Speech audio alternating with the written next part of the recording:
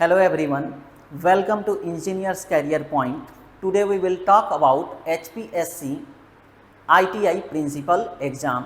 हरियाणा ने आपका एक रिक्रूटमेंट नोटिफिकेशन इशू किया है HPSC ITI प्रिंसिपल के लिए, जिसमें नंबर ऑफ वैकेंसी है। इस एग्ज़ाम को आपका जो है प्रिपेयर करने के लिए इंजीनियर्स कैरियर पॉइंट एक स्पेशल आपका जो है डेडिकेटेड बैच लॉन्च कर चुकी है, जो मात्र आपका जो है 10 दिन आपका हुआ है। अगर आप ज्वाइन करना चाहते हैं तो आप इंजीनियर्स कैरियर पॉइंट आपका जो है कनेक्ट करके अपने आप को इस बैच से आपका जुड़ सकते हैं, जिससे कि आप अपने एग्ज़ाम के प्रिपरेशन को एक अच्छे लेवल तक पहुंचा सकते हैं। ठीक है, HPSC ITI प्रिंसिपल का जो आपका सिलेबस है वह एज इट इज आपका MPPSC ITI प्रिंसिपल का सिलेबस है। ठीक है, उसी को हम लोग ध्यान में रखते हुए आप लोगों का कहना था कि MPPSC एग्ज़ाम में जो आपका पेपर आया है उसको आपका सॉल्यूशन प्रोवाइड करने के लिए। तो आपका जो अगर पेपर देखें तो पेपर में आपका टेक्निकल और नॉन टेक्निकल दोनों पोर्शन हैं।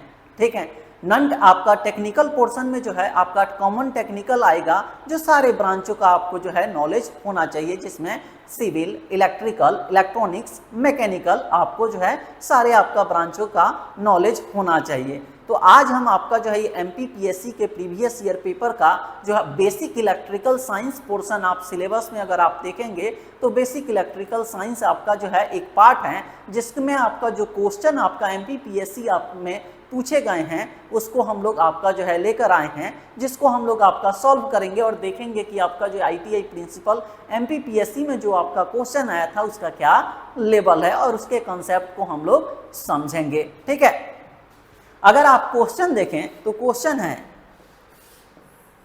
है a certain length of rectangular strip is having a cross section of 2.5 centimetre into 0.05 centimetre. आपसे क्वेश्चन कह रहा है कि एक आपका जो है रेक्टेंगुलर स्ट्रिप है, एक आपका रेक्टेंगुलर स्ट्रिप है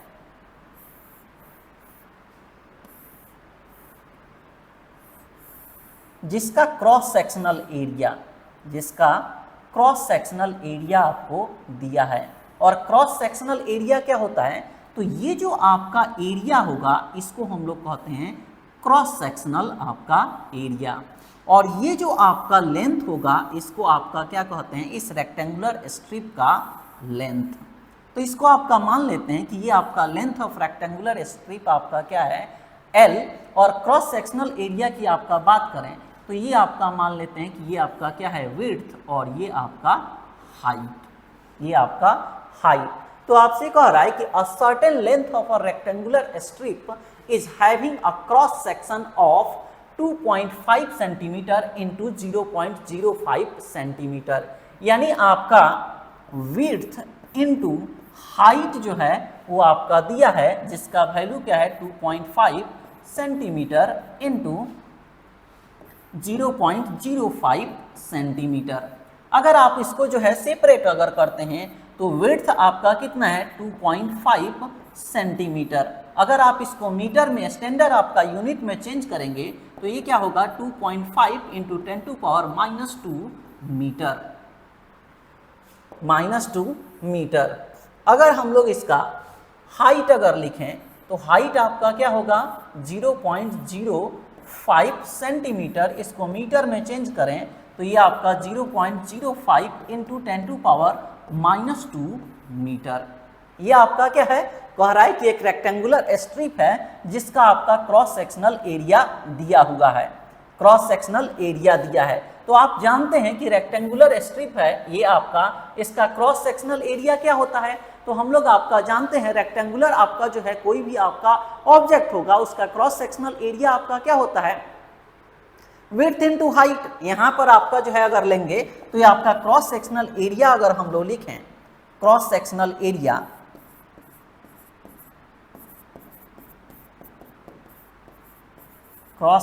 एरिया अगर हम लोग लिखें तो क्रॉस सेक्शनल एरिया ए आपका क्या होगा विड्थ इनटू हाइट।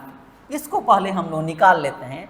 विड्थ आपका क्या है 2.5 इंटू 10⁻² इंटू हाइट आपका क्या है 0.05 इंटू 10⁻²। इसको अगर मल्टीप्लाई करेंगे तो ये आपका क्या होगा,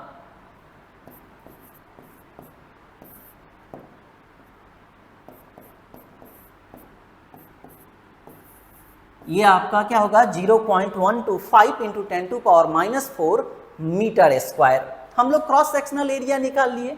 अब आपका क्वेश्चन में देखिए, इसके बाद आपका क्या दिया है, कह रहा है a certain length of a rectangular strip is having a cross section of 2.5 cm into 0.05 cm and has an effective resistance of 1.38 ohm।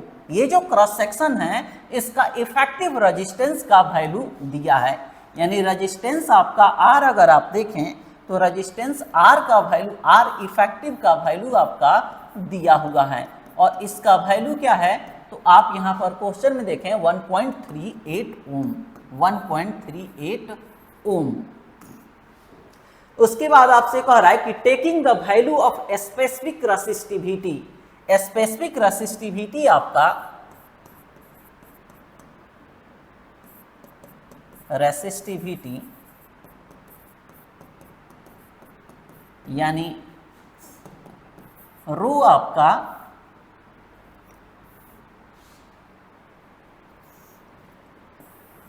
Specific resistivity यानी रो आपका दिया हुआ है 1.724 इंटू 10⁻⁸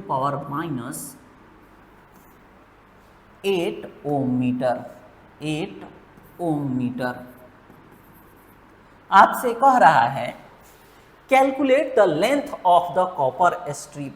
ये जो आपका रेक्टेंगुलर स्ट्रिप है इसका लेंथ क्या होगा, ये आपसे पूछ रहा है। ये आपका लेंथ ऑफ रेक्टेंगुलर स्ट्रिप क्या होगा ये आपको बताना है। तो हम लोग आपका जानते हैं, यहाँ पर अगर आप डाटा देखें तो डाटा में आपका क्या कह रहा है कि एक रेक्टेंगुलर स्ट्रिप है जिसका आपको विड्थ और हाइट पता है, उसके हेल्प से आप क्रॉस सेक्शनल एरिया निकाल सकते हैं, जो हम लोग आपका क्रॉस सेक्शनल एरिया अभी आपका निकाले थे। उसके बाद आपसे कह रहा है कि उस आपका रेक्टेंगुलर स्ट्रिप का आपका इफेक्टिव रेजिस्टेंस का जो वैल्यू है वो 1.38 ओम है और स्पेसिफिक रेसिस्टिविटी आपका क्या है 1.724 इंटू 10⁻⁸ ओम मीटर। हम लोग जानते हैं कि किसी भी आपका मटेरियल का रेजिस्टेंस आपका क्या होता है, तो resistance of the material R equal to होता है रेसिस्टिविटी इंटू L/A। क्या होता है, हमने कहा कि अगर आपका कोई मटेरियल दिया है उसका रेजिस्टेंस आप कैसे निकाल सकते हैं, तो बाय यूजिंग दिस फार्मूला, जहां आपका R क्या है रेजिस्टेंस, R अगर आपका देखें तो R आपका क्या है रेजिस्टेंस, E आपका है cross sectional area, cross sectional area, और L आपका क्या है लेंथ ऑफ आपका मटेरियल, L आपका क्या है लेंथ ऑफ मटेरियल। तो यहाँ आपका क्या होगा लेंथ ऑफ रेक्टेंगुलर स्ट्रिप, ये आपका क्या है लेंथ, और ये आपका रो, इसको हम लोग क्या कहते हैं रेसिस्टिविटी या स्पेसिफिक रेसिस्टिविटी। ये आपका क्या है स्पेसिफिक रेसिस्टिविटी, रेसिस्टिविटी। अब आप वैल्यू पुट कर दीजिए, तो वैल्यू जब आपका पुट करेंगे तो देखिए आपका फॉर्मूला क्या है, R equal to resistivity into L/A, R equal to resistivity into L/A। और रेसिस्टिविटी आपका रेजिस्टेंस का वैल्यू कितना दिया है क्वेश्चन में 1.38, रेसिस्टिविटी का वैल्यू कितना दिया है, तो इस क्वेश्चन में आप देखिए रेसिस्टिविटी क्या है 1.724 इंटू 10⁻⁸, 1.724 इंटू 10⁻⁸, और एरिया ऑफ क्रॉस सेक्शन हम लोग आपका मल्टीप्लाई करके निकाले थे, ये कितना आया था 0.125 इंटू 10⁻⁴, 0.125 इंटू 10⁻⁴। तो रेसिस्टिविटी आपका एरिया हो गया और लेंथ हमें निकालना है, लेंथ आपका निकालना है। जब आप इसको सिंप्लीफाई करेंगे तो ये आपका 10⁻⁴ हो जाएगा, जब इसको आप सिंप्लीफाई करेंगे तो यहाँ पर आपका क्या मिल जाएगा, लेंथ ऑफ आपका rectangular strip, length of rectangular strip. और ये आपका जब सॉल्व करेंगे तो ये आपका इक्वल टू होगा किसके, 1000 मीटर के, 1000 मीटर के। तो आप क्वेश्चन देख सकते हैं, बहुत आपका जो है सिंपल क्वेश्चन आते हैं, कोई इसका लेवल नहीं है, पर आपको जो है बेसिक आपको समझना होगा। और ये आपका बेसिक समझने के लिए आपको इंजीनियर्स कैरियर पॉइंट के आपका बेस्ट मेंटर अपसीट जो है आपको एक गाइडेंस प्रोवाइड करेगी, जिससे कि आप आसानी से इस एग्जाम को क्रैक कर सकते हैं और आपके लिए एक बेस्ट अपॉर्चुनिटी है। तो ये आपका क्या है, लेंथ आपका 1000, यानी इस क्वेश्चन का अगर हम लोग आपका ऑप्शन देखें तो देखिए ऑप्शन कौन सा करेक्ट होगा। आपसे क्या कह रहा था, लेंथ ऑफ कॉपर स्ट्रिप क्या होगा, तो लेंथ ऑफ कॉपर स्ट्रिप आपका 1000 मीटर होगा। ये आपका फर्स्ट क्वेश्चन था।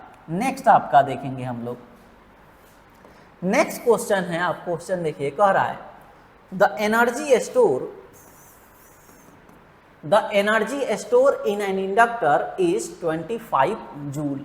एक इंडक्टर है जो आपका एनर्जी स्टोर कर रहा है 25 जूल का। When it carries a current of 0.25, inductor जो है एनर्जी 25 आपका स्टोर कर रहा है, कब, जब उसके थ्रू करंट आपका पास कितना हो रहा है, 0.25 ampere. What will be the value of inductance of the given inductor, कह रहा है उस आपका जो है इंडक्टर का इंडक्टेंस क्या होगा। क्या कह रहा है कि एक इंडक्टर है जिसमें एनर्जी आपका 25 जूल स्टोर आपका हो रहा है, जब करंट आपका फ्लो हो रहा है 0.25। आपसे कह रहा है कि उस इंडक्टर का इंडक्टेंस का वैल्यू क्या होगा। हमने आपका क्या कहा, एनर्जी स्टोर बाय इंडक्टर 25 दिया है, और हम लोग जानते हैं कि किसी भी इंडक्टर में जो एनर्जी आपका स्टोर होता है वो आपका क्या होता है, तो 1/2 आपका Li²। क्या कहे, energy store by inductor, energy store by inductor क्या होगा, हाफ Li²। अब आप क्वेश्चन में देखिए एनर्जी स्टोर आपको दिया है 25, 1/2 L आपको निकालना है, और करेंट कितना है 0.25, करंट आपका कितना है 0.25, करंट आपका है 0.25। जब इसको आप सिंप्लीफाई करेंगे तो यहाँ से आपको क्या मिलेगा, इंडक्टर का वैल्यू, तो ये आपका क्या होगा 50/0.25 = L। यानी इसको जब आप सिंप्लीफाई करेंगे तो यहाँ से हम लोग आपका क्या निकाल सकते हैं, इंडक्टर L का वैल्यू, इंडक्टर L का वैल्यू निकाल सकते हैं। तो यहाँ अगर आप इंडक्टर का वैल्यू निकालें तो ये आपका आएगा हाफ Li², ये आपका I² है, ये आपका क्या है I²। तो इसको अगर आपका जो है सिंप्लीफाई करेंगे, ये आपका स्क्वायर, तो इसको अगर आप सिंप्लीफाई करेंगे तो L का वैल्यू आपको आएगा 800 हेनरी। क्या कहे कि आपका इंडक्टर के द्वारा एनर्जी स्टोर आपका क्या होता है, हाफ Li², हाफ Li²। हमने आपका एनर्जी रखा 25, आपका हाफ Li का वैल्यू 0.25। जब इसको आप सिंप्लीफाई करेंगे तो आपका इंडक्टेंस ऑफ द इंडक्टर क्या होगा, 800 हेनरी। यानी इस क्वेश्चन का ऑप्शन आपका कौन सा करेक्ट होगा, तो बी, इसका ऑप्शन आपका क्या होगा, बी करेक्ट होगा। ठीक है, नेक्स्ट हम लोग आपका देखेंगे, नेक्स्ट आपका क्वेश्चन है, देखिए क्या कह रहा है, N ideal capacitor is connected in AC circuit, which of the following statements are true, current lags by voltage। आपका पावर के बारे में क्या कह रहा है कि एक आपका आइडियल कैपेसिटर है, एक आपका आइडियल कैपेसिटर है जो आपका एसी वोल्टेज से आपका एसी आपका कनेक्टेड है, यानी आपका क्या है एसी सप्लाई दे रहे हैं, ये आपका कैपेसिटर है जो आपका आइडियल है, ठीक है, आपका आइडियल है। अगर आपका इसके थ्रू वोल्टेज आपका मान लीजिए कि हम लोग VT अप्लाई कर रहे हैं तो इसके थ्रू करंट आपका फ्लो होगा, मान लीजिए करंट आपका क्या है IT। हम लोग आपका जानते हैं कैपेसिटर के बारे में क्या जानते हैं, तो फर्स्ट कैपेसिटर एक आपका एनर्जी स्टोरेज आपका जो है एलिमेंट होता है। कैपेसिटर क्या करता है, एनर्जी को स्टोर करता है। दूसरा कैपेसिटर का आपका जो अगर फेजर डायग्राम ड्रॉ करें तो कैपेसिटर में अगर आपका V वोल्टेज अप्लाई कर रहे हैं तो उसके कारण आपका I करंट फ्लो होगा और उसका फेज क्या होता है, तो अगर आपका V को हम लोग आपका रेफरेंस पर लेते हैं तो करंट जो इससे फ्लो होता है वो आपका लीड करता है बाई 90 डिग्री। क्या हमने कहा कि अगर आप कैपेसिटर में वोल्टेज भी आपका अप्लाई करते हैं तो उसके कारण जो करंट आपका फ्लो होगा वो 90 डिग्री से लीड करता है। तो यहाँ पर आपका क्या देख रहे हैं कि आप इसको दो तरह से आपका पढ़ें, अगर आपका जो है अगर इसको आपका एंटी क्लॉकवाइज पढ़ते हैं, इसको एंटी क्लॉकवाइज अगर आपका पढ़ते हैं तो एंटी क्लॉकवाइज हम लोग क्या लेते हैं लीडिंग। तो यहाँ पर अगर आप पढ़ें तो एरो के डायरेक्शन से पढ़ेंगे, क्या कहेंगे current lead voltage by 90 degree, current lead voltage by 90 degree. अगर आप इसको क्लॉकवाइज आपका पढ़ते हैं तो क्लॉकवाइज आपका होता है लैगिंग, क्लॉकवाइज, और पढ़ेंगे किधर से एरो के डायरेक्शन से, तो क्या पढ़ेंगे यहाँ पर voltage lag current by 90 degree, voltage lag current by 90 degree. तो देखिए ऑप्शन में क्या कह रहा है, क्वेश्चन है कि an ideal capacitor is connected in AC circuit, एक आइडियल कैपेसिटर है जो आपका एसी सप्लाई से कनेक्टेड है, which of the following statements are true. First, current lags by the voltage by 90 degree, current आपका लैग करेगा वोल्टेज से by 90 degree, ये आपका नहीं होगा। देखिए करंट जो है वो लीड कर रहा है वोल्टेज से बाई 90 डिग्री, तो ये आपका ऑप्शन आपका क्या होगा इनकरेक्ट। दूसरा अगर आपका हम लोग देखें सेकेंड आपका ऑप्शन है एक्टिव पावर कंज्यूम्ड इज 0। तो आपका हम लोग क्या पढ़ें कि कैपेसिटर क्या होता है, एक एनर्जी स्टोरेज आपका एलिमेंट है। कैपेसिटर जो है वो पावर को डिसिपेट नहीं करता है, तो पावर डिसिपेशन इन आपका कैपेसिटर क्या होगा 0। तो पावर डिसिपेशन इन आपका कैपेसिटर अगर आपका लिखें तो ये आपका क्या होगा, पावर डिसिपेशन इन कैपेसिटर अगर आपका हम लोग लिखें तो ये आपका होगा 0। तो आपका क्या कह रहा है एक्टिव पावर कंज्यूम्ड इज 0, आपका कैपेसिटर कोई भी पावर को कंज्यूम नहीं करता है, कैपेसिटर एनर्जी को स्टोर करता है। सेकेंड आपका जो है सेकेंड हम लोग थर्ड आपका देखेंगे, थर्ड अगर आपका देखें कह रहा है कि voltage lags by the current by 90 degree. तो यहाँ पर देखिए एरो के डायरेक्शन से पढ़ेंगे, अगर आप voltage lag current by 90 degree, तो यहाँ वोल्टेज क्या होगा लैग करेगा करंट से बाई 90 डिग्री, यानी कि ये आपका करेक्ट होगा। नेक्स्ट ऑप्शन क्या है, a definite amount of active power is consumed by the capacitor, ये आपका नहीं। क्यों, क्योंकि हम लोग अभी क्या कर रहे हैं कि कैपेसिटर एक एनर्जी स्टोरेज एलिमेंट है, न कि आपका जो है आपका जो है पावर कंज्यूम करता है, कैपेसिटर पावर को कंज्यूम नहीं करता है। तो इसमें कोई भी आपका ये क्या है कह रहा है a definite amount of active power is consume, capacitor power को कंज्यूम नहीं करता है, इसलिए आपका ये गलत होगा।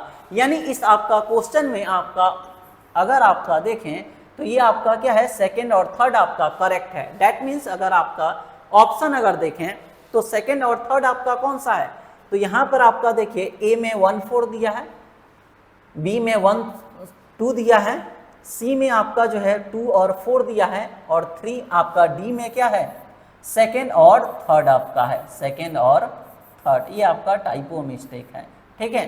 सेकेंड और थर्ड आपका करेक्ट है।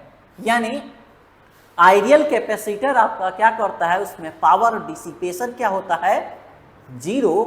और दूसरा, आइडियल कैपेसिटर में करंट लीड करता है वोल्टेज से बाई 90 डिग्री, या इसी को आप दूसरे टर्म में आप कह सकते हैं कि वोल्टेज लैग करता है करंट से बाई 90 डिग्री। नेक्स्ट क्वेश्चन हम लोग आपका देखेंगे। अब आप क्वेश्चन से देख सकते हैं कि क्वेश्चन का क्या लेवल है। क्वेश्चन में कोई भी आपका इसमें लेवल नहीं है, सिर्फ आपको जो है सिर्फ बेसिक अगर आप पढ़े होंगे तो आप आसानी से इस क्वेश्चन को बना सकते हैं। नेक्स्ट क्वेश्चन है, नेक्स्ट है आपका कह रहा है the nodal analysis method of circuit analysis is based on.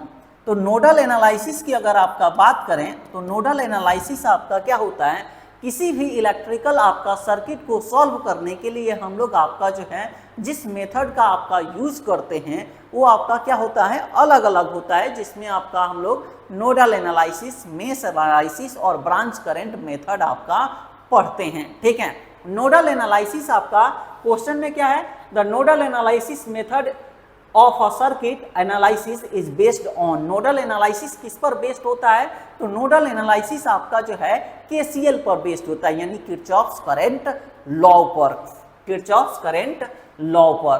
तो ये आपका केसीएल से आपका बेस्ड होता है। साथ ही साथ उसको सिंप्लीफाई करने के लिए हम लोग करंट क्या जानते हैं, करंट क्या होता है, V बाई आर, तो उसमें आपका ओम्स लॉ का भी आपका यूज होता है।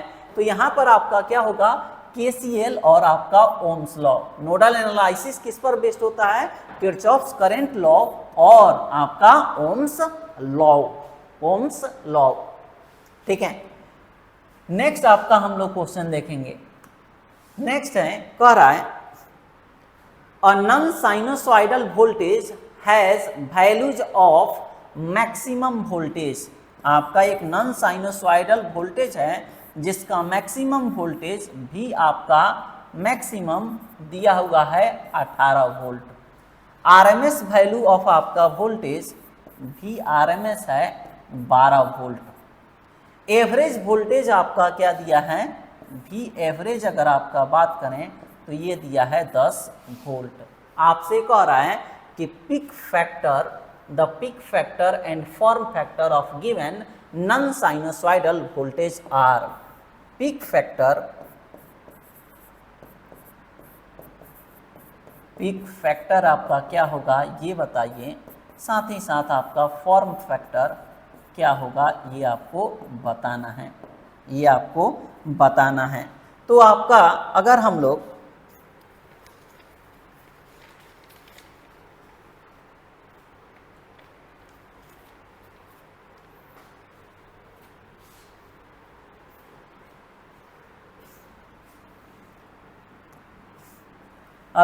आपका पिक फैक्टर लिखें,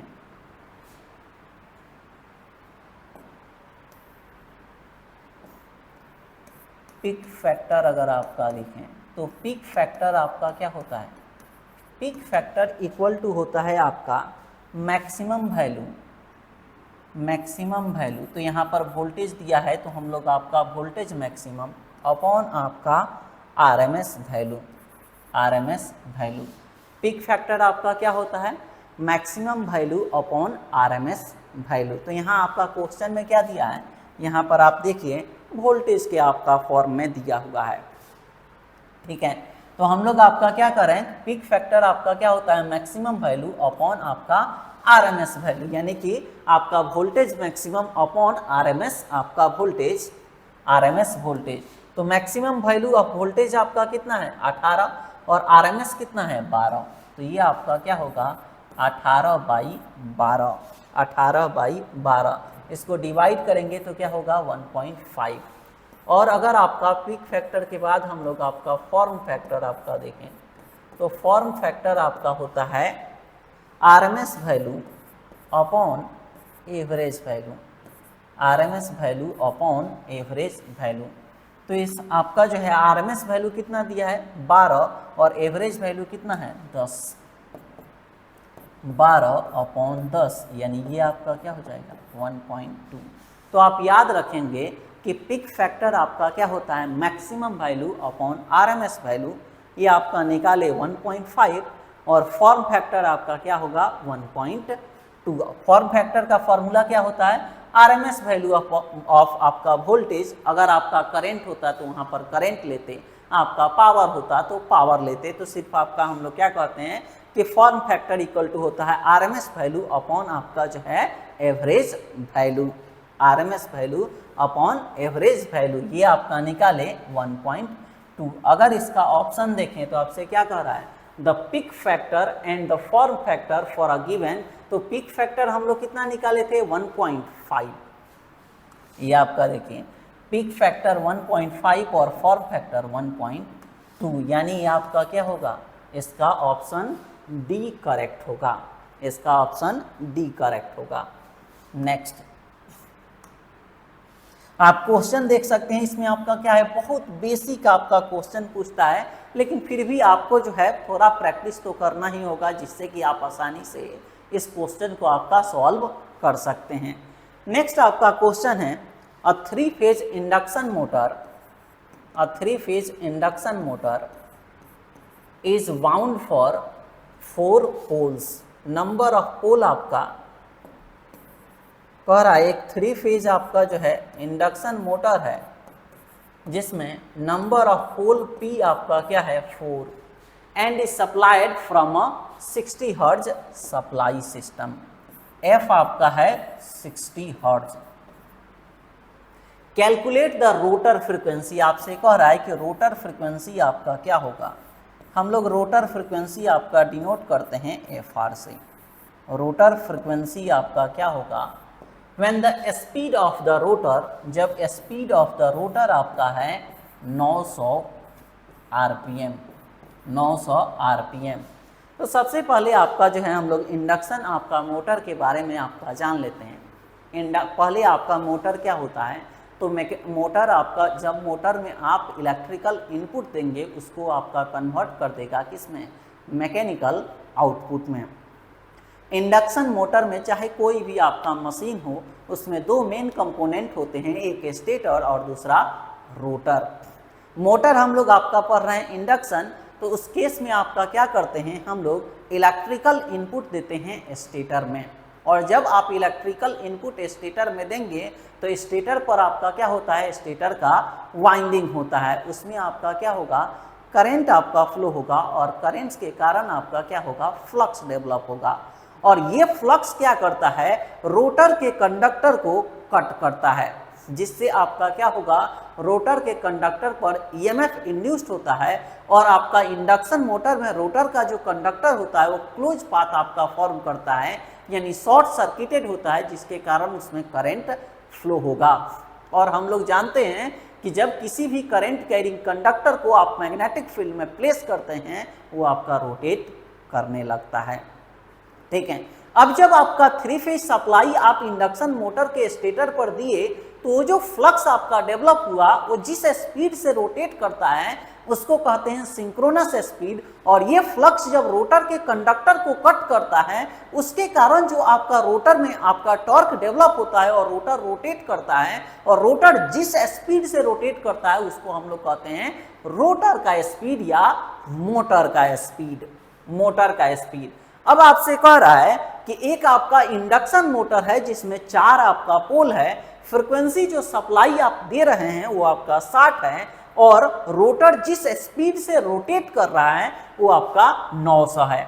अब आप एक और चीज आप याद रखिए कि इंडक्शन मोटर में जो आप इनपुट दे रहे हैं, इनपुट का जो फ्रीक्वेंसी होगा वही फ्रीक्वेंसी आपका जो है रोटर का फ्रीक्वेंसी नहीं होता है। रोटर का फ्रीक्वेंसी आपका क्या होता है, चेंज करता है, और वो आपका डिपेंड करता है कि आपका रोटर जो है वह आपका सिंक्रोनस स्पीड से कितना स्पीड से पीछे है, यानी कि आपका स्लिप कर रहा है, पीछे है यानी कि आपका स्लिप कर रहा है, यानी कि स्लिप स्पीड, यानी रोटर के स्पीड और सिंक्रोनस स्पीड में कितना का डिफरेंस है। तो यहां आपसे कह रहा है कि रोटर का फ्रीक्वेंसी क्या होगा, तो हम लोग जानते हैं कि इंडक्शन मोटर में रोटर का फ्रीक्वेंसी जो है, रोटर का फ्रीक्वेंसी जो है वह S टाइम्स होता है किससे, सप्लाई फ्रीक्वेंसी के। यहां हमने कहा F क्या होता है, supply frequency, supply frequency, supply frequency, और S आपका होता है स्लिप। ये आपका क्या होता है? स्लिप। स्लिप कैसे निकालते हैं? तो स्लिप S आपका होता है NS minus NR upon NS, जहां हमने अभी आपको कहा NS आपका क्या होता है? Synchronous speed, synchronous speed, synchronous speed, और NR आपका होता है रोटर स्पीड या मोटर स्पीड, रोटर स्पीड। अब आप इस क्वेश्चन में देखिए आपसे क्या कह रहा है कि हमें चाहिए रोटर का फ्रिक्वेंसी क्या होगा, ये आपको बताना है। जब आपका रोटर का फ्रिक्वेंसी आपका क्या होगा, जब आपका स्पीड ऑफ द रोटर आपका क्या है? 900। तो यहाँ पर देखिए आपको सप्लाई फ्रिक्वेंसी पता है, सिर्फ अगर आप स्लिप निकाल लेंगे तो उस केस में आपका क्या निकाल लेंगे? आपका रोटर का फ्रिक्वेंसी। तो हम लोग अगर आपका स्लिप निकालें तो यहाँ पर आपका सबसे पहले क्या करते हैं? सिंक्रोनस स्पीड निकाल लेते हैं। सिंक्रोनस स्पीड क्या होता है? 120 F/p। क्या कहा? सिंक्रोनस स्पीड ऑफ द आपका मोटर क्या होगा? 120 F/p, जहां 120 और F आपको क्वेश्चन में दिया हुआ। F क्या है? सप्लाई फ्रीक्वेंसी जो आपका 60 है, और नंबर ऑफ पोल कितना है? 4। तो जब आप यहाँ पर ये रखेंगे 120 इंटू 60 अपॉन नंबर ऑफ पोल क्या है? 4, तो ये आपका क्या होगा? 4 3 आपका 12, यानी कि ये हो जाएगा 1800। यानी स्पीड ऑफ आपका जो है सिंक्रोनस क्या है? 1800 RPM। अब जब ये निकल गया तो आपको क्या निकालना है? स्लिप निकाल लीजिए। स्लिप आपका अभी हम लोग पढ़े, स्लिप क्या होता है? NS minus NR upon NS। तो NS अभी निकाले हैं, कितना है? 1800। 1800 माइनस NR, तो NR देखिए क्वेश्चन में आपको दिया है 900, ये आपका क्या है? 900। तो NS minus NR upon NS 1800। इसको आप सिंप्लीफाई करेंगे, ये आपका क्या होगा? 900 बाई 1800, यानी 1/2, यानी 0.5। अब जब स्लिप मिल गया तो आप फ्रिक्वेंसी निकाल लें, क्योंकि अभी हम लोग फ्रिक्वेंसी आपका पढ़े कि रोटर का फ्रिक्वेंसी क्या होता है? FR equal to S into F। तो ये आप लिख लीजिए FR इक्वल टू आपका क्या होगा? S इंटू F, और S आप निकाले हैं 0.5, और F क्या है? सप्लाई फ्रिक्वेंसी, और सप्लाई फ्रिक्वेंसी कितना दिया है? 60। तो ये आपका क्या होगा? 60, यानी ये आपका क्या होगा? 30 हर्ट्ज। यानी इस केस में रोटर का जो फ्रिक्वेंसी होगा वो आपका क्या का होगा? 30 हर्ट्ज होगा। रोटर का फ्रिक्वेंसी आपका क्या होगा? 30 हर्ट्ज। यानी इस क्वेश्चन का करेक्ट ऑप्शन आपका क्या होगा? सी। करेक्ट ऑप्शन आपका क्या होगा? सी। नेक्स्ट हम लोग आपका क्वेश्चन देखेंगे। नेक्स्ट है, कह रहा है और 25 kVA सिंगल फेज ट्रांसफार्मर, एक आपका सिंगल फेज ट्रांसफार्मर है, सिंगल फेज ट्रांसफार्मर है, जिसका केवीए आपका क्या होता है? Rating of the transformer. Rating आपका कितना दिया है? 25 kVA। Is connected to 3000 volt. Supply voltage आपका क्या दिया है? V आपका जो है 1 आपका है 3000 एंड 50 हर्ट्ज सप्लाई, और सप्लाई फ्रीक्वेंसी आपका क्या है? 50 hertz. When certain load is applied, जब ट्रांसफार्मर आपका क्या होता है? Loaded. When transformer is loaded, when transformer loaded, जब आपका ट्रांसफार्मर को लोड आपका कर रहे हैं तो उस केस में आपसे कह रहा है it carries a current of 8.33 ampere and 83.3 ampere in primary and secondary winding. क्या कह रहा है कि जब आप ट्रांसफार्मर को लोड कर रहे हैं तो आपका प्राइमरी वाइंडिंग में करंट आपका फ्लो हो रहा है 8.33 एम्पियर, और सेकेंडरी वाइंडिंग में आपका करंट फ्लो हो रहा है 83.3 एम्पियर। आपसे कह रहा है the number of turns in primary and secondary will, आपका ट्रांसफार्मर के प्राइमरी और सेकेंडरी में नंबर ऑफ टर्न्स आपका क्या होगा, प्राइमरी और सेकेंडरी में नंबर ऑफ टर्न्स क्या होगा। तो सबसे पहले हम लोग ट्रांसफार्मर के बारे में कुछ बेसिक आपका हम लोग समझेंगे। ट्रांसफार्मर क्या होता है, ट्रांसफार्मर आपका जो है, ट्रांसफार्मर में दो वाइंडिंग होते हैं, ट्रांसफार्मर में दो वाइंडिंग होते हैं। अगर इसको हम लोग आपका समझें तो ये आपका ट्रांसफार्मर का कोर है, ट्रांसफार्मर का कोर जिसमें आपका वाइंडिंग जो है वह रैप्ड रहता है। ये आपका ट्रांसफार्मर का कोर है जिसमें आपका वाइंडिंग आपका क्या रहता है, रैप्ड रहता है। अब यहाँ आपका हमने कहा कि जब इस ट्रांसफार्मर, ये आपका है कोर, जब इस ट्रांसफार्मर में आपका जो सप्लाई देंगे तो जिस टर्मिनल से आप सप्लाई देते हैं उसको हम लोग कहते हैं प्राइमरी। क्या कह रहे हैं, जिधर आप सप्लाई आपका देंगे उसको हम लोग कहते हैं प्राइमरी। ये आपका दे दिए। अब आपका क्या होगा, इस कॉइल का अगर नंबर ऑफ टर्न्स आपका क्या है N1, तो इसमें आपका क्या होगा, ये आपका पाथ क्लोज होगा, इसमें करंट फ्लो होगा। मान लीजिए कि ये आपका करंट क्या है I1, और इसके कारण इससे EMF आपका इंड्यूस्ड होगा। मान लेते हैं कि जो EMF इंड्यूस्ड हो रहा है E1, ये आपका क्या है, एक कॉइल है। जब उसमें V1 वोल्टेज आप सप्लाई करेंगे तो कॉइल में आपका क्या है, पाथ क्लोज है, तो करंट फ्लो होगा। हमने आपका कहा कि आपका करंट क्या है I1। अब ये I1 करंट कब फ्लो होता है, जब ये आपका ट्रांसफार्मर लोडेड होता है। तो पहले ही हम लोग आपका लिख रहे हैं कि ये आपका ट्रांसफार्मर क्या है, लोडेड है, करंट आपका I1 फ्लो होगा। अब ये जब करंट आपका कॉइल में जाएगा तो उसके कारण MMF डेवलप होगा, और MMF से आपका क्या होगा, EMF डेवलप होगा, और जो EMF आपका डेवलप होगा मान लीजिए वो आपका क्या है E1, ठीक है E1।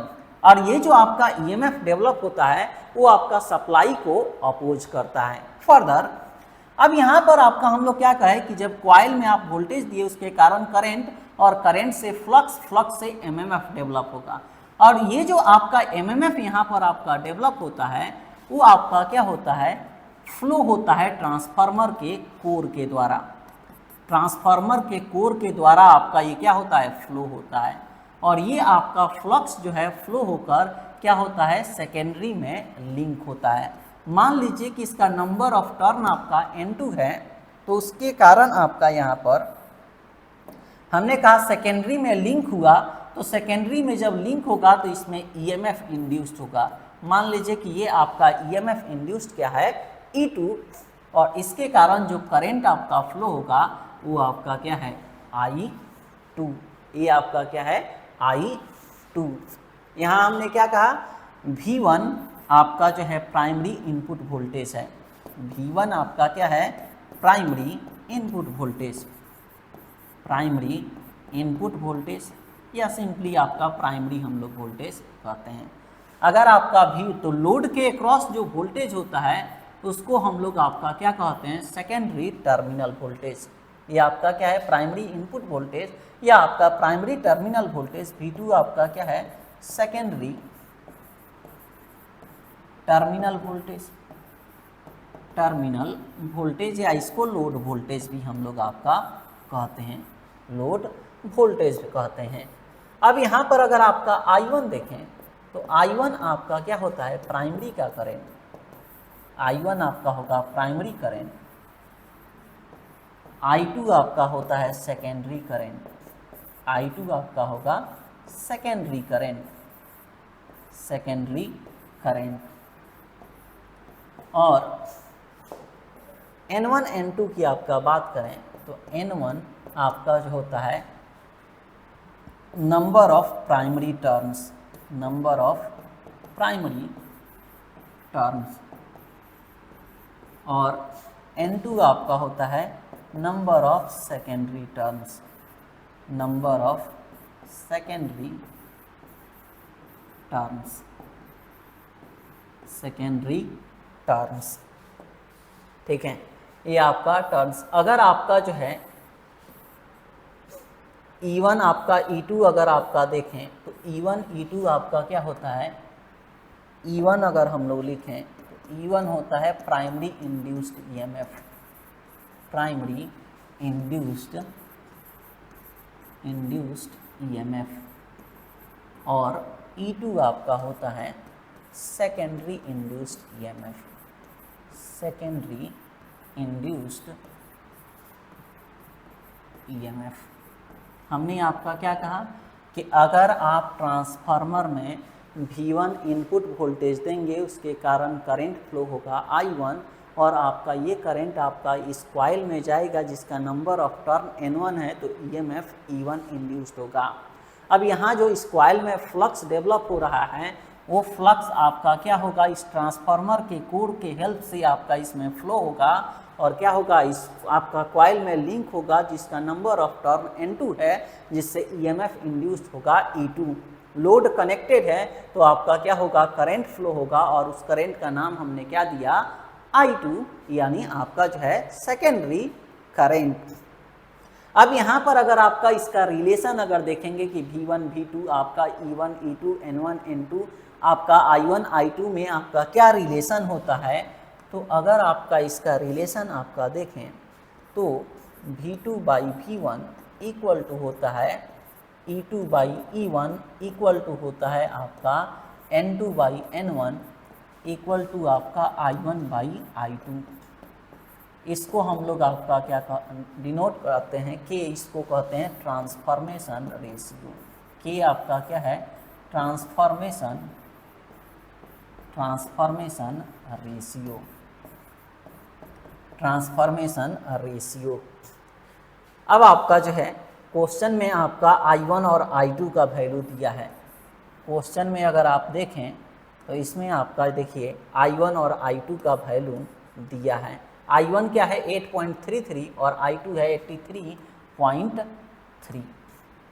तो अगर आपका देखिए I1 और I2 इक्वल टू आपका क्या है, एक रिलेशन इसका यूज करते हैं हम लोग, ये आपका क्या है I1 by I2 equal to आपका क्या है K। और अगर आप देखें तो I1 I2 का वैल्यू आपको दिया है, I1 का वैल्यू आपका देखिए क्या है, I1 है 8.33 और I2 कितना है 83.3। जब इसको आप डिवाइड करेंगे तो ये आपका क्या आएगा 1/10, यानी K का वैल्यू यहाँ पर आपका क्या होगा, K का वैल्यू 1/10 होगा। यानी इस ट्रांसफार्मर का ट्रांसफॉर्मेशन रेशियो आपको पता हो गया, लेकिन हमें निकालना है number of turn, number of turn.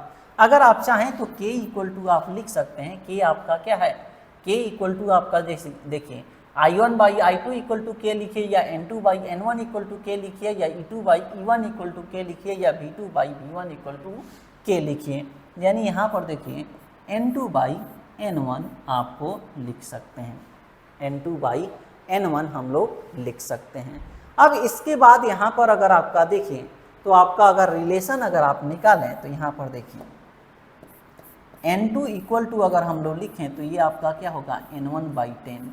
अब यहाँ पर ना आपको जो है प्राइमरी का टर्न पता है, न सेकेंडरी का टर्न पता है, तब क्या करेंगे, तब आप ऑप्शन देखिए, आप ऑप्शन देखिए।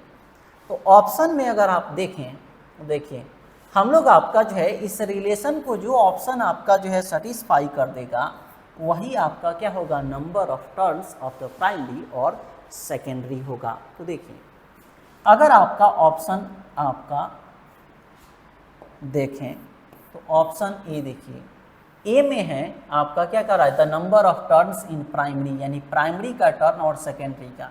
अगर प्राइमरी का टर्न 500 हो और सेकेंडरी का टर्न 50 हो तो यहाँ पर रख कर देखिए प्राइमरी का टर्न आपका ये क्या है N2 बाई N1 किसके बराबर है, 1/10 के, 1/10 के। तो यहाँ पर अगर आप इसको लिखें तो अभी हम लोग आपका क्या कर रहे हैं, फर्स्ट ऑप्शन क्या कर रहा है, N1 है 500 और N2 है आपका 50, तो 50/500 आपका क्या हो जाएगा 1/10।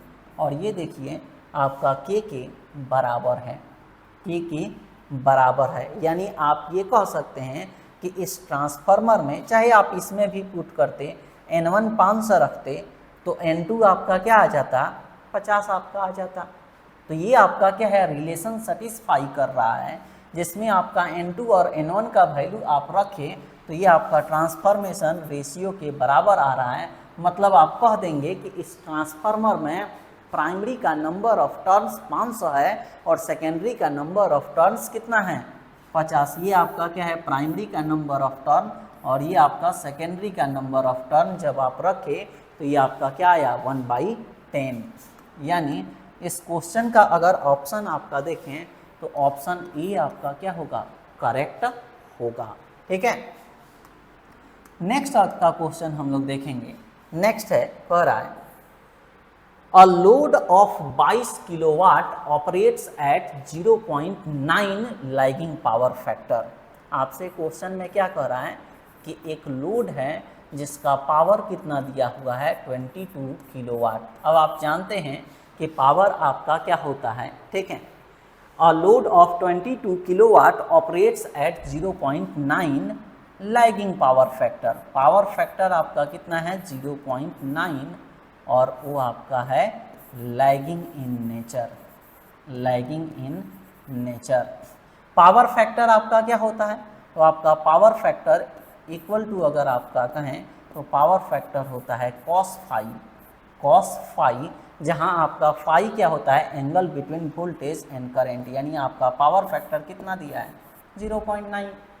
कह रहा है कि when connected to 400 volt single phase 50 hertz. क्या कह रहा है कि एक लोड है जिसको हम लोग आपका कनेक्ट कर रहे हैं कि व्हेन कनेक्टेड टू 400 वोल्ट, आपका वोल्टेज कितना है, 400 volt single phase 50 hertz supply, single phase 50 hertz supply, single phase 50 hertz supply. क्या कह रहा है कि एक लोड है जिसको हम लोग आपका कनेक्ट कर रहे हैं किससे, सिंगल फेज 50 हर्ट्ज आपका सप्लाई से। एक आपका लोड है जिसमें वोल्टेज V का वैल्यू है 400 और फ्रीक्वेंसी अगर आपका बात करें तो ये है 50। इस लोड को आपका कनेक्ट कर रहे हैं इससे, ये आपका लोड है। क्या कह रहा है, a load of 22 kilowatt operates at 0.9 lagging power factor when connected to 400 volt single phase 50 hertz supply, the current in the load is। अगर आपका एक लोड है जिसका पावर 22 किलोवाट है, पावर फैक्टर 0.9 लैगिंग है, उसको आपका कनेक्ट कर रहे हैं किससे, आपका वोल्टेज सोर्स 400 सिंगल फेज से। आपका क्या कर रहे हैं, सिंगल फेज आपका 400 वोल्ट आपका 50 हर्ट्ज से आपका कनेक्ट कर रहे हैं। यानी ये आपका जो लोड है वो कनेक्ट हो रहा है single phase 400 volt 50 hertz supply से, 50 हर्ट्ज सप्लाई से। आपसे कह रहा है कि current flowing through the load क्या होगा, current flowing through the load क्या होगा। तो आप पावर दिया है, हम लोग जानते हैं कि पावर क्या होता है, पावर P इक्वल टू होता है VI cos फाई। क्या होता है, पावर P इक्वल टू होता है VI cos फाई। अब आपका सिंगल फेज है तो यहाँ पर आपका V का वैल्यू आपका देखिए क्या दिया है क्वेश्चन में, 400। ये आप देखिए वोल्टेज कितना है, 400। V I आपको निकालना है, cos फाई क्या है, पावर फैक्टर, और हमने कहा पावर फैक्टर क्या होता है, cos फाई, जिसका वैल्यू दिया है 0.9। और पावर का वैल्यू अगर आप देखें तो पावर क्वेश्चन में आपका कितना दिया है, 22 किलोवाट। तो ये आपका क्या होगा, 22 इंटू 10 टू पावर 3। जब इसको आप सिंप्लीफाई करेंगे तो यहाँ आपको क्या मिलेगा, current flowing through the load. ये आपका 22 into 10 to power 3 upon 400 into आपका 0.9। ये आपका जब डिवाइड करेंगे तो यहाँ से आपको क्या मिल जाएगा, करंट। ये आपका क्या होगा, करंट मिल जाएगा, ये आपका करंट मिल जाएगा। तो यहाँ से आपका जो है जब इसको आप सिंप्लीफाई करेंगे तो ये आपका करंट का वैल्यू आएगा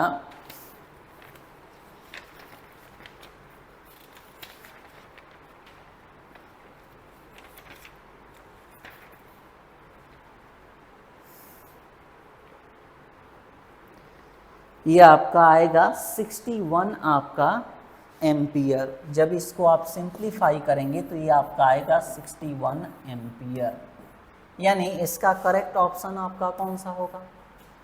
अगर आप इसका करेक्ट, तो देखिए इस क्वेश्चन का करेक्ट ऑप्शन आपका कौन सा होगा? ये आपका सी। ये आपका क्या होगा? सी। नेक्स्ट आपसे क्वेश्चन कह रहा है कि which of the following statements are correct about PMMC instrument. एक पीएमएमसी इंस्ट्रूमेंट है जिसके आपका कुछ ऑप्शन दिए हैं, आपसे कह रहा है कि कौन सा करेक्ट होगा। तो फर्स्ट आपका है PMMC instrument have low torque to weight ratio. नहीं, पीएमएमसी इंस्ट्रूमेंट के बारे में अगर हम लोग बात करें, पीएमएमसी इंस्ट्रूमेंट के बारे में अगर हम लोग बात करें तो देखिए पीएमएमसी इंस्ट्रूमेंट मेजर करता है डीसी को, डीसी वैल्यू को मेजर करता है। दूसरा, पीएमएमसी इंस्ट्रूमेंट का टॉर्क टू वेट रेशियो आपसे कह रहा है, तो टॉर्क टू वेट रेशियो जो है वो हाई होता है। टॉर्क टू आपका weight ratio, weight ratio of आपका पीएमएमसी इंस्ट्रूमेंट क्या होता है? High. Torque to weight ratio आपका पीएमएमसी इंस्ट्रूमेंट का क्या होता है? हाई। नेक्स्ट आपसे, तो यहाँ पर देखिए फर्स्ट ऑप्शन था PMMC instrument have low torque to weight ratio, ये नहीं होगा। नेक्स्ट उसके बाद कह रहा है कि PMMC instrument are suitable for AC and DC measurement. नहीं, पीएमएमसी इंस्ट्रूमेंट ओनली आपका मेजर्स डीसी वैल्यू, तो ये भी नहीं होगा। नेक्स्ट आपसे कह रहा है PMMC instrument have uniform scale. तो पीएमएमसी इंस्ट्रूमेंट का जो स्केल होता है, जो आपका इंडिकेट करता है, वह यूनिफॉर्म स्केल होता है। तो इसका स्केल क्या होता है? Uniform scale, uniform scale. तो ये आपका करेक्ट होगा। नेक्स्ट आपसे कह रहा है PMMC instrument may have eddy loss but no hysteresis loss. तो ये आपका परमानेंट मैग्नेट, आपका पीएमएमसी का फुल फॉर्म क्या होता है? Permanent magnet moving coil. Permanent magnet moving coil instrument में आपका क्या हो सकता है? एडी आपका करंट लॉस आपका हो सकता है, लेकिन आपका हिस्ट्रेसिस लॉस आपका नहीं होता है। तो ये आपका क्या होगा? करेक्ट होगा। ये आपका करेक्ट होगा। यानी आप क्या देख रहे हैं कि इस क्वेश्चन में आपका ऑप्शन थर्ड और फोर्थ आपका क्या है? करेक्ट है। थर्ड और फोर्थ आपका क्या है? करेक्ट है। यानी अगर आपका यहाँ पर देखें तो ये आपका क्या कहेंगे कि ऑप्शन डी आपका क्या होगा? इसका करेक्ट होगा। तो आपको याद रखना है कि अगर आपका permanent magnet moving coil instrument होगा तो उसमें आपका क्या होता है? सिर्फ और सिर्फ आपका जो है वो उसका आपका जो है डीसी वैल्यू को मेजर करता है। टॉर्क टू वेट रेशियो उसका हाई होता है, स्केल यूनिफॉर्म होता है, और पीएमएमसी इंस्ट्रूमेंट में आपका एडी करंट लॉसेज आपका हो सकता है, पर हिस्ट्रेसिस लॉस आपका नहीं होता है। यानी इसका आपका क्या होगा? ऑप्शन डी करेक्ट होगा। नेक्स्ट आपसे कह रहा है a parallel RLC circuit has, एक आपका पैरेलल आरएलसी सर्किट है, ये आपका आर एल और सी, आर एल सी एक पैरेलल आरएलसी सर्किट है। आप जानते हैं कि आपका कोई एलिमेंट पैरेलल में कैसे कब आपका कहते हैं? जब आपका क्या हो, उसके अक्रॉस वोल्टेज क्या होगा? सेम होगा। तो ये सारे एलिमेंट क्या है? पैरेलल में कनेक्टेड हैं। क्वेश्चन है और parallel RLC circuit has R equal to 2 kilo ohm. R आपका क्या है? इक्वल टू 2 किलो ओम, और एल आपका क्या है? 30 मिली हेनरी, और सी का वैल्यू है 40 माइक्रो फैराड। आपसे कह रहा है क्वालिटी फैक्टर क्या होगा? तो आपका जो है quality factor of parallel RLC circuit, अगर आपका कहें क्वालिटी फैक्टर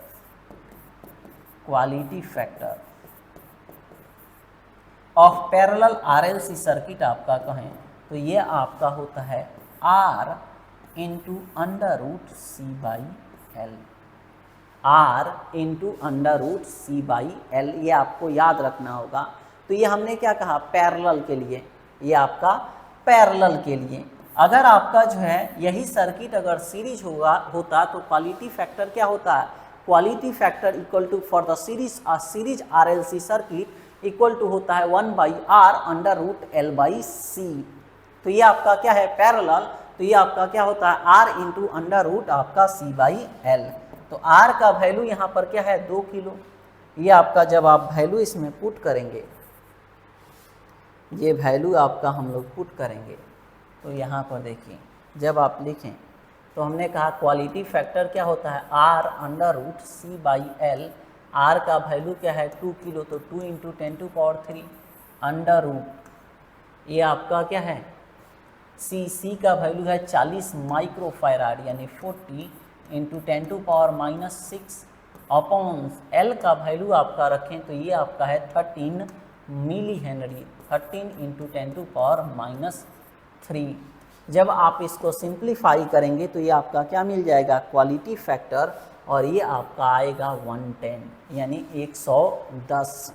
ये आपका क्या आएगा 110। अब आप ऑप्शन देखिए तो इसमें देखिए 62 और आपका 88 0.0 ये आपका नहीं होगा।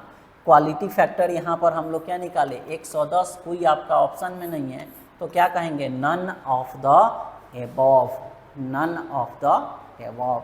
ये आपका जो है आपका MPPSC आपका ITI प्रिंसिपल में प्रीवियस ईयर के क्वेश्चन में जो आपका बेसिक इलेक्ट्रिकल साइंस में जो आपका क्वेश्चन पूछे हुए थे उसको हम लोग आपका डिस्कस किए। अगर आपको किसी तरह के आपका क्वेरी है तो आप कमेंट करके हमसे आप कनेक्ट कर सकते हैं, ठीक है। और आपको जो है हमने पहले ही आपका बता दिया है कि आपको HPSC ITI प्रिंसिपल के लिए एक डेडिकेटेड आपको बैच आपका चल रहा है। अगर आप इस एग्ज़ाम को प्रिपेयर कर रहे हैं तो आपके लिए एक बेटर अपॉर्चुनिटी है कि इस कोर्स को आप ज्वाइन करके आप अपने प्रिपरेशन को एक्सेल आपका कर सकते हैं, ठीक है। Thank you.